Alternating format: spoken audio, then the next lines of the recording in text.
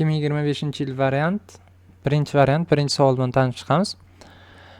300 ml magniy sulfat eritmasiga 200 ml 0.6 molyarli alyumin sulfat eritmasi qo'shilganda sulfat ionlarining molyar konsentratsiyasi o'zgarishi quyidagi grafikda berilgan. Grafikdagi x ni aniqlang. Toping deyapti. Demak, bizda e'tibor beradigan bo'lsak, grafik tepaga qarab mol taqsim litr molyarligi o'sgan. Vaqt o'tishi bilan x ko'paygan. Ya'ni SO4 ionlari qo'shilgandan keyin eritmadagi alyumin sulfat qo'shilgandan keyin SO4 ionlarining konsentratsiyasi ortgan. Xo'p, demak, bizda 0.84 moli, ya'ni bu 1 litrda degani. 1 litrda grafikda berilgan 1 litr degani. Bundan esa xo'p, bizda hozircha shu ma'lumot bor. 300 ml magniy sulfat eritmasi bo'lgan. Xo'p, 300 ml bo'lgan. Xo'p, magniy sulfat, buni ustiga keyin 200 ml 0.6 molyarli alyuminiy 2SO4 dan qo'shilgan, ya'ni alyuminiy SO4, alyuminiy sulfatdan qo'shilgan.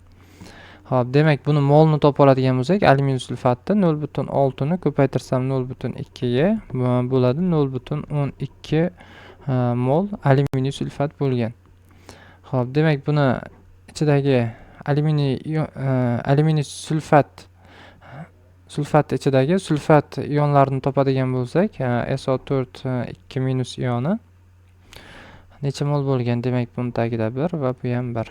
Bu 0.12 mol bo'lgan bo'lsa, bu bundan 3 ta bor.